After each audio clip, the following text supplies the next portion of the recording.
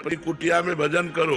माताओं बहनों को चाहिए दूर से सत्संग सुनो, अपनी कुटिया में भजन करो। किसी संत को ना नजदीक अपनी कुटिया में बुलाओ, ना तुम नजदीक जाओ। और व्यभिचार दोष से बचो और दूसरों को भी बचाओ। अगर गंदे आचरण कोई करता है वो संत नहीं हो सकता। गंदे आचरण, चूक होना अलग बात होती है, चलते चलते फिसल गए फिर संभाल लिया, लेकिन हम उसी का अपना वासनाओं का खेल बना ले, ये ठीक नहीं। इसलिए बहुत संभल कर तन मन प्राण समर्पण का मतलब समझ लो, कहीं गलत मार्ग में न चले जाना। इसीलिए हम इशारे से बताया कि तन समर्पण का मतलब कहीं भोग न समझ लिया जाए, ये ऐसा नहीं है। तन समर्पण का मतलब है, प्राण समर्पण का मतलब कि कोई भी कष्ट में है तो अपने प्राणों की बाजी लगाकर उसके कष्ट को दूर करने की चेष्टा करे। ये भोगों का विषय नहीं है, ये योग का विषय है। भोग नहीं, भोग के त्याग से योग होता है। तो कुछ लोग जो अपनी वासनाओं को नहीं ठीक कर पाए हैं, वो लोग वासनाओं का खेल खेलते हैं, बोलते हैं यही भक्ति है, यही साधना है।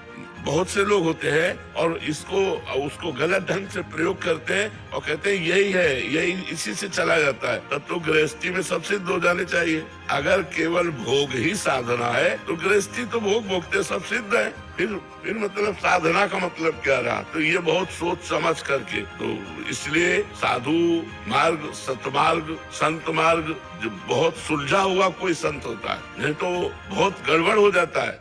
माताओं बहनों को